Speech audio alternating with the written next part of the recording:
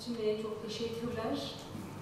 Sayın Mehmet Oğur, Hatay Halkların Demokratik Partisi.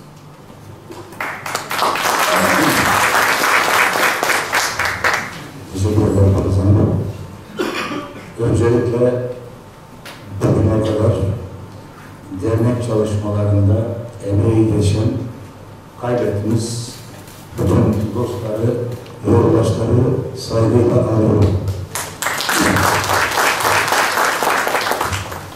Ayrıca 8 Mart Dünya Kadın Günü vesilesiyle bütün dünyada bu uğurda mücadele eden bütün kadınları da yürekten selamlıyorum.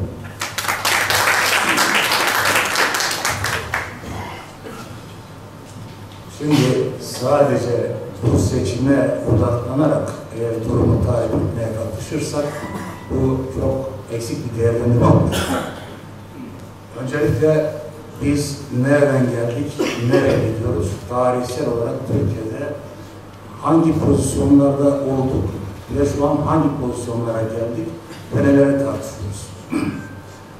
Öncelikle şunu kabul etmek lazım ki Türkiye Cumhuriyeti Devleti tekçi, tek ulusa dayalı başka kültürleri, başka milletleri, başka halklara saygı duymayan, aksine ezen, aksine kendine benzetmeye çalışan, bu anlamdaki özgürlüklerde haklarını vermeme üzerine kurulu bir tek ulus, tek parti ve tek halk biçiminde yapılmıştır, yaklaşmıştır.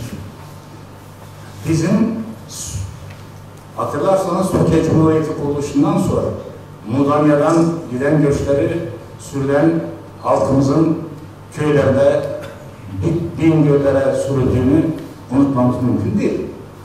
Onun dışında Çerkez edim mevzusuyla Çerkez halkının tümünün aşağılandığını, tümünün hain pozisyonunda yaklaşıldığını ve bunun devletin milli politikası olarak bütün okullarda resmi olarak okuttuğunu, dayattığını ve Çerkezce ya da başka dillerle köylerde ya da kasabalarda bunun yasaklandığını ve bunun parasal cezayla vatandaş Türkçe konuş programlarıyla ceberrut bir şekilde bastırıldığını ve baskı aldığını herkes biliyor. Ben 60 yaşındayım, ben bunu hatırlıyorum.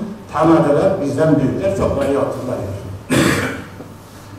Şimdi dolayısıyla bu sürecin içerisinde, geldiğimiz süreç içerisinde Türkiye'deki Çerkezlerin tamamı mevcut siyasal partiler içerisinde devletçi bu politikaları savunan bizim dönemde Adalet Partisi'ydi, Demokrat Partisi'ydi, CHP'ydi. Günümüzde AKP'si, MHP'si aynen devam ediyor. Dolayısıyla düzen partilerinde ismi Sosyal Demokrat olabilir. Sosyal Demokratlıkla hiç alakası yoktur. Cumhuriyet Halk Partisi kesinlikle devletçi ve demokrasiden uzak bir partidir. Burada bütün halklar bakımından diyorum, geldiğimiz noktada bütün halkların Suriyelisi, Hristiyanı, Çerkezi, Kürtü, Lazı, Boşnağı tümünün kendi diliyle, kendi kültürüyle yaşamasının önündeki engellerin kaldırılması gerekiyor. Bu nasıl olacak? Bunun olmasının tek yolu şudur. Dernekler vasıtasıyla, yalnız başına dernekler vasıtasıyla bunu sağlamak mümkün değildir. Devletin pozitif katkısının olması gerekiyor. Ama bahsettiğimiz devlet dünden bugüne değişmeyen, dünden bugüne halen ceberrut, halen baskıcı, halen özgürlükler kısıtlayan bir devlet olamaz. Dolayısıyla burada bu seçimlere yaklaşımımız bir adım olarak kesinlikle ezilen halkların, kültürlerin, tüm bileşenlerinin, işçisinin, emekçisinin, kadının, gencinin bir arada bir şemsiye altında bu özgürlük mücadelesine destek olması gerektiğini düşünüyorum. Hatırlanacağı gibi 70'li yıllarda ben hatırlıyorum. Derneğe geldiğimizde Atabey amca eskidir. Siyaset dernekte yapmayın deniliyordu. Yani biz ceketi çıkaracağız kapının önüne, derneğe aranmış olarak sadece Çerkez olarak gireceğiz. Bu anlayış sakat bir anlayış. Bu anlayıştan Allah'a şükür bugünlere geldik. Dernek şu anda Akder'in yayınladığı getiriye baktığımız zaman çok daha demokratik, çok daha haklarını, taleplerini ifade eder bir noktaya geldi. Bu şu anlama geldi. Bizim kesinlikle Çerkez derneklerinin tamamının siyasi partilerle, siyasi sistemle, siyasi düzenle, siyasi mücadele yakın durması gerekiyor. Yani getto tarzı, biliyorsunuz diaspora getto arasında bir ayrım var. Getto demek şudur. Siz İstanbul'a taşınıyorsunuz, sizin çevrenizdeki insanları da alıyorsunuz. Almanya'ya ya da nereye giderse, Maraşlısıdır, Erzurumlusudur. Hepsi toplanır, kapalı bir şey içerisinde yaşar. Biz de yaşadık Türkiye'de, yani bu anlamda yaşadık. Ama artık günümüzde kapalı yaşamak mümkün değildir. Türkiye'deki sorunlardan, siyasi, ekonomik, bütün özgürlükler, sorunlardan uzak yaşamak mümkün değildir. Dolayısıyla bu sorunlara son derece duyarlı olarak yaklaşmak lazım ve bu sorunların kendisi zaten bir miktar, bir biçimiyle bizim Çerkez halkının da haklarını ve özgürlüklerini baskı altına alan bir şekilde cereyan ediyor. Bu anlamda daha aktif ve daha dinamik katkı sağlamak lazım. Ayrıca Çerkez derneklerinin bulunduğu lokallerde, bulunduğu yerlerde diğer bütün demokratik kuruluşlarla bu anlamda temasa geçmesi gerekiyor. Sadece bizim sorunumuzu, yani buradaki Çerkezler olarak kendi aramızda konuşmak, tartışmak değil, bizim sorunlarımızı diğer tüm demokratik toplumsal örgütlere, sivil toplum kuruluşlarına, siyasi partilerin gündeme sokmamız gerekiyor. Şimdi bakın, en önemli konu dil konusu. Başlıyoruz, konuşuyoruz.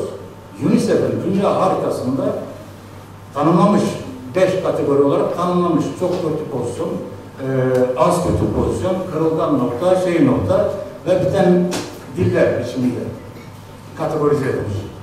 Türkiye'deki dil haritasında Abhazca ve Ermenice kırılgan bir noktada böyle tanımlanmış. Yani ne anlama geliyor? Evde konuşuyor ama dışarıda, sokakta konuşma imkanımız yok. Peki nasıl yapacağız bunu? Yani bu anlamda nasıl dili geliştireceğiz?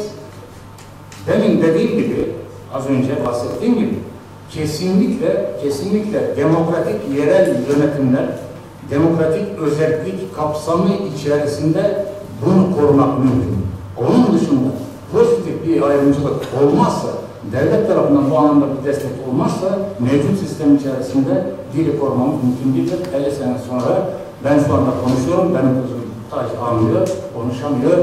Her birimiz için de aynı durum söz konusu. Şimdi ben hemen burada CHP Parti Genel Başkan Yardımcısı Murat Özçelik, 70'lerden arkadaşımız, beraber de ekipte oynadık yani 70'ler boyunca. Ama yani toplantıyı terk etme biçimi bence çok hoş bir biçim olmadı. Burada en son giderken söylediği şeylere burada cevap vermek istiyorum. Ayrıca bir araya geldiğimizde de söylerim. Çünkü yenilir yutulur şeyler değil yani. Öcalan'ın dayattığı maddelerle tanımlanamaz demokrasi mücadelesi. Biz şahıslar üzerinde durmuyoruz. Yani Öcalan getirir, bilmem Erdoğan getirir, öbürü getirir, öbürü getirir. Şey değil, ortaya çıkan somut duruma bakmamız lazım. Bu somut durumda nedir? Demokrasidir, özgürlüktür, barıştır, çözümdür. Dolayısıyla bu çözümü, bu barışı, bu özgürlüğü bu ülkede sağlamanın yolu görüşmekten, müzakereden geçer. Bu müzakereler arkadaşlar diyorlar ki kapalı kapılar ardında. CHP'nin bütün milletvekilleri olsun, genel başkanlar olsun bu görüşmelere davet edilmiştir, icabet etmemişlerdir. İcabet edeceksiniz. Yani eğer böyle bir sorun varsa bu sorunun bir tarafı olmak durumundasınız. Üstenci bir yaklaşımın, elit bir yaklaşımın, yani Kürtleri aşağılayarak, esas itibariyle biz bir halkı aşağıladığımız zaman kendimizi de aşağılamış oluruz bu arada. Onu da hatırlatmakta fayda var. Yani bizim kendimize saygımız olduğu kadar bu ülkedeki diğer halklara, diğer kültürlere ve diğer dinlere diyelim, yani bütün bunlara saygı duymamız gerekiyor. Biz bunlara saygı duymazsak, biz bunları özgürlüğünü ve eşitliğini ve bu tek devletçi yapının getirdiği baskıcı şeyi kırmazsak ve destek olmazsak hiçbirimiz özgür olamayız yani. Bu kadar açık ve net. Ondan sonra konfederasyon hikayesi. Bunların hepsi senaryodur. Konfederasyon da olabilir. Ne mahsuru var? Ne mahsuru var? Yani konuşuyoruz. Konfederasyon da olabilir. Biz şuna bakacağız. Biz kendi haklarımıza ve haklarımıza bakacağız. Eşit, özgür bir vatandaş olarak Yalçın arkadaşımın dediği gibi anayasanın kesinlikle değişmesi gerekir. Anayasada egemenlik kayıtsız, şartsız Türk milletinindir. Biz milletli miyiz? Yani bizim bu memlekette emeğimiz yok mu? Türkiye Cumhuriyeti Kürdüyle, Çerkeziyle, Lazıyla, Arabıyla hep beraber mücadele ederek, hep beraber direnlerek, hep beraber şehit verilerek kurulmuştur. Dolayısıyla sadece anayasadaki bu tanım değil, demin anlattığım gibi bütün devletin kurumlarıyla, ordusuyla, bütün mekanizmalarıyla geri kalan bütün halkları yok farz etmek ve bütün halklara baskı uygulamak, bütün halkların haklarını öyle ya da böyle gasp etmek üzere kurulmuştur. Bizim bu ülkede, bu ülke bizim ülkemiz. Tayyip ne kadar seviyorsa ben o kadar seviyorum. Bahçeli seviyorsa ben de seviyorum. Öcalan da seviyor, öbürü de seviyor. Hepimiz bu ülkeyi seviyoruz. Dolayısıyla burada politika yaklaşırken öyle subjektif olarak yok öyle olacak senaryolar üzerinde yaklaşamayız. Dolayısıyla bu işin, bu kavganın bir ucunda yer almamız gerekiyor. Şu anda çok kritik bir aşamadan geçiyoruz. Yani 7 Haziran seçimleri gerçekten ülkenin geleceği bakımından önemli bir eşik. Bu eşiği eğer hep beraber destek olun, HDP'ye destek olun, aşabilirse, HDP derken ben burada parti propagandasını yapmıyorum. Sadece parti programında yazılı çerçevede bütün halkların eşit, özgür, barış ve kardeşlik içerisinde bu ülkede yaşamasını savunuyorum ve istiyorum.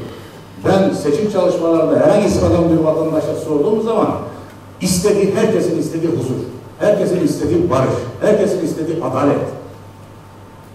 Biz ilave olarak kendi dilimizi, kendi kültürümüzü nasıl özgürce yaşadığımızı hesabını da yapıyoruz. Bunu da koyuyoruz, bunu da savunusunu yapıyoruz yani. %10 riski, %10 riski. Eğer siyasi partiyseniz bir iradeniz var demektir. Parti niye kurulur? İktidar olmak için.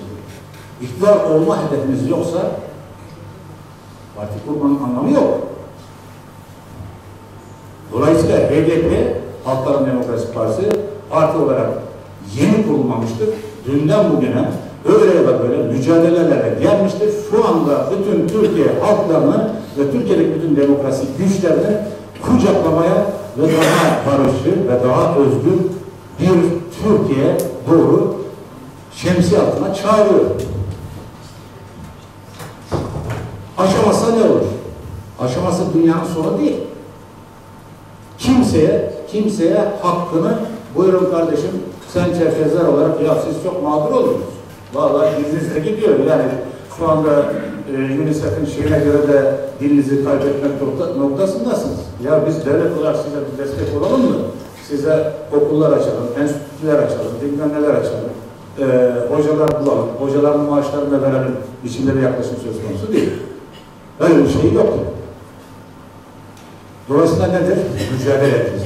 Türkiye'deki bütün güçler, sadece Çerkezlik, çevrecisi, barış yanlısı, İnsan Hakları Derneği'nden tut, avukatlarından, mühendisinden, bütün toplumsal güçler mücadele etmek durumunda. Ben çok açık ve net söylüyorum, gördüğümü kendim olarak söylüyorum, kendi fikrim. Eğer %90, %10 barajını aşamadığımız zaman takip eden bir sene, maksimum 1,5 sene içerisinde erken seçime gider ve %10 barajı düşer ve Halkların Demokrasi Partisi hak ettiği yeri mecliste yerini bulur. Şimdilik ben söyleyeceklerim bu kadar.